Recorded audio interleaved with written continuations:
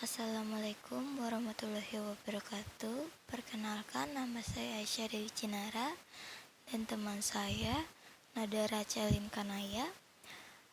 Kami di sini akan membahas bab 2 tentang menelusuri tradisi Islam di Nusantara. 12. Menelusuri tradisi Islam di Nusantara. Yang dibahas ada 3 hal. Yang pertama, tradisi Nusantara sebelum Islam. 2. Akulturasi budaya Islam. 3. Melestarikan tradisi Islam di Nusantara. 1. Tradisi Nusantara sebelum Islam. Masuknya budaya Hindu-Buddha itu tidak menghilangkan tradisi, namun justru tradisi di Nusantara semakin berkembang. Contoh, berkembangnya seni ukir dan rupa, itu bentuknya dari Candi Borobudur. Lalu ada seni bangunan, seperti bangunan candi di Indonesia yang berbentuk punden berundak. Kedua, adanya tradisi budaya turun-temurun. Contohnya, adanya acara hajat, kepercayaan adanya kutukan akibat dari melanggar tradisi tersebut. Dan yang keempat, percaya adanya kutukan akibat hukum adat. 2. Akulturasi budaya Islam. Akulturasi yaitu percampuran kebudayaan dan tidak menghilangkan kebudayaan lama. Budaya Islam itu merupakan bentuk cipta, rasa, karsa yang berkembang setelah pengaruh Islam. Prinsip-prinsip Islam: 1. Tidak melanggar ketentuan hukum halal haram. 2. Mendatangkan kebaikan dan tidak menimbulkan keburukan. 3. Prinsip al-wala, yaitu kecintaan hanya kepada Allah dan apapun yang dicintai Allah. Dan al-bara, yaitu berlepas diri dan membenci hal yang dibenci oleh Allah SWT. Seni budaya Nusantara melalui pengaruh Islam. 1. Nama-nama bulan penanggalan Jawa. 2. Seni bangunan masjid. 3. Seni ukir dan kaligrafi. 4. Seni tari. 5. Seni musik. 6. Seni pertunjukan. 7. Seni sastra. 8. Kesenian debus. Nama-nama bulan dalam penanggalan Jawa. Bentuk akulturasi antara penanggalan Islam dan penanggalan Jawa dapat terlihat seperti pada bulan Muharram, namun di penanggalan Jawa disebut juga sebagai Suro.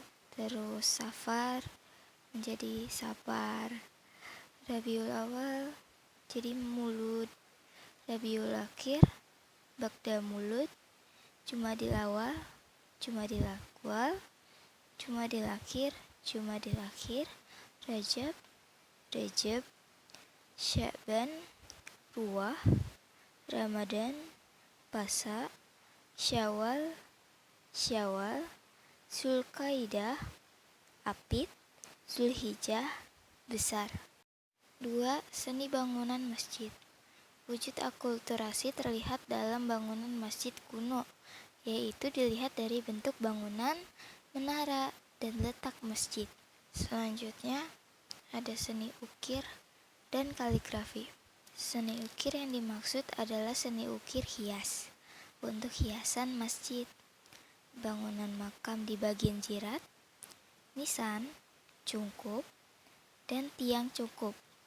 Seni ukir hias ini antara lain berupa dedaunan, motif bunga atau teratai, bukit-bukit karang, panomara alam, dan ukiran kaligrafi. Kaligrafi adalah seni menulis indah dengan merangkaikan huruf-huruf Arab atau ayat suci Al-Quran, hadis, asma'ullah subhanahu wa ta'ala, salawat, maupun kata-kata hikmah. Kemudian ada seni tari. Terdapat bentuk-bentuk tarian yang berkaitan dengan bacaan sholawat, seperti tari zapin, terus ada tari sudati, kemudian ada tari saman. Lalu kebudayaan Islam kita juga mengenal seni musik seperti hadroh dan qasidah. Hadroh adalah salah satu jenis alat musik yang bernapaskan Islam. sedangkan qasidah merupakan suatu jenis seni suara yang menampilkan nasihat-nasihat keislaman. Lalu ada seni pertunjukan. Seni pertunjukan wayang kulit merupakan perpaduan kebudayaan Jawa dan unsur keislaman. Bagi orang Jawa, wayang bukan hanya sebagai tontonan, tetapi juga sebagai wejangan atau nasihat-nasihat, karena syarat dan pesan-pesan moral yang menjadi filsafat hidup orang Jawa. Ketujuh, ada seni sastra. Seni sastra yang berkembang pada zaman Islam umumnya berkembang di daerah sekitar Selat Malaka atau daerah Melayu. Dan di Jawa, jenis-jenis karya sastra yang sesuai dengan ajaran Islam ada babat, ada hikayat, dan suluk. Babat adalah dongeng yang sengaja diubah dengan cerita sejarah. Contohnya seperti babat Tanah Jawi, babat Cirebon, dan babat Mataram. Dan masih ada lainnya. Kemudian hikayat. Hikayat adalah cerita atau dongeng yang biasanya penuh dengan keajaiban dan keanehan. Contohnya seperti hikayat Raja-Raja Pasai, hikayat 1001 Malam, dan hikayat Bayan Budiman, dan masih banyak lainnya. Kemudian yang terakhir, suluk. Suluk adalah kitab-kitab yang menguraikan soal tasawuf. Kitab suluk sangat menarik karena sifatnya panteisme, yaitu menjelaskan tentang bersatunya manusia dengan Tuhan. Pujangga kerajaan dan para wali yang menghasilkan karya-karya sastra jenis suluk adalah Sunan Bonang, Hamzah Fansuri, dan Syekh Yusuf. 3. Melestarikan tradisi Islam di Nusantara. Tradisi yaitu adalah sebuah kebiasaan atau adat istiadat yang dilakukan turun-temurun oleh suatu masyarakat. Beberapa tradisi atau budaya Islam: A. Halal bihalal, B. Tabot atau tabuik, C. Kupatan atau bakdo kupat, sekaten di Surakarta dan Yogyakarta, E. Grebek, F. Grebek besar di Demak, G. Kerobok maulid di Kutai dan pawai obor di Manado, H. Tradisi Rabu Kasan di Bangka, I. Dugderan di Semarang, dan J. Budaya tumpeng. A. Halal bihalal.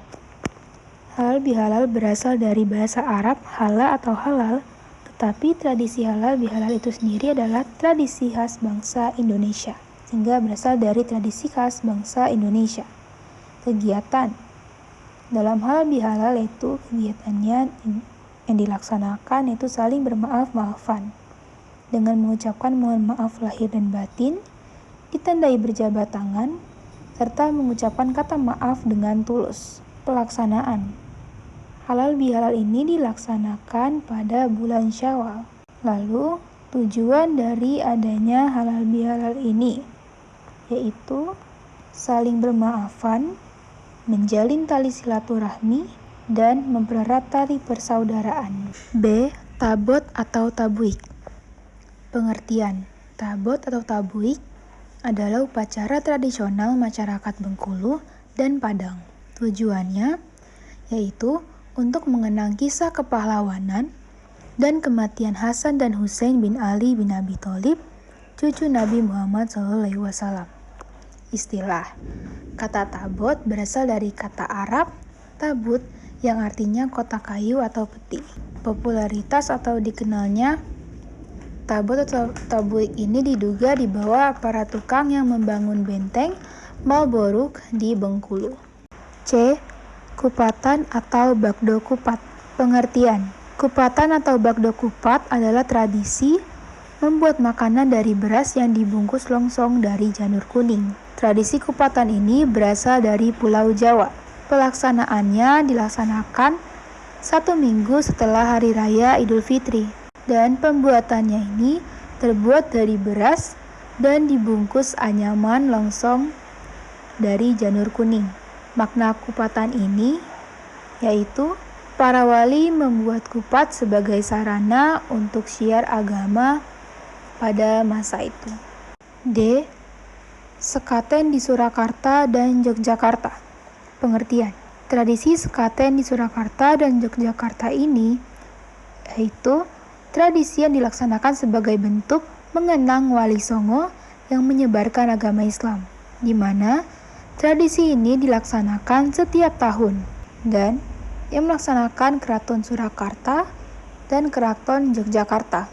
Tujuan dari tradisi ini yaitu sebagai sarana penyebaran agama Islam, melestarikan tradisi para wali, memperingati kelahiran Nabi Muhammad SAW, di mana makna yang terdapat dari tradisi ini yaitu mengenang para wali songo yang berhasil menyebarkan Islam di tanah Jawa.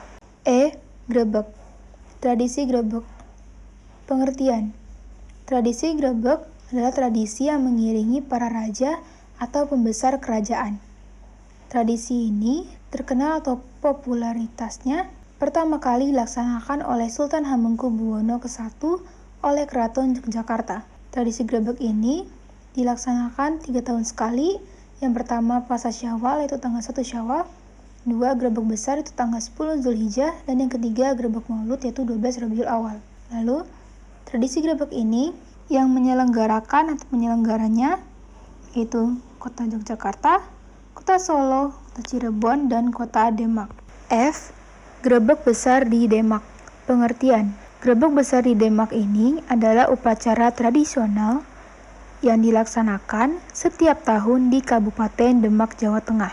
Pelaksanaannya di Kabupaten Demak, Jawa Tengah, dan waktu pelaksanaannya yaitu pada tanggal 10 Zulhijjah atau bertepatan dengan Hari Raya Idul Adha atau Idul Kurban, di mana tujuan dari tradisi dilaksanakannya grebek besar Demak ini yaitu sebagai merayakan Hari Raya Kurban, dan yang kedua memperingati peresmian Masjid Demak. G. Kerobok Maulid di Kutai dan Pawai Obor di Manado. Kerobok Maulid berasal dari Kutai dan Pawai Obor berasal dari Manado. Istilah kerobok itu bahasa Kutai yang artinya berkerubun atau berkerumun banyak orang. Waktu pelaksanaan tradisi ini yaitu pada tanggal 12 Rabiul Awal.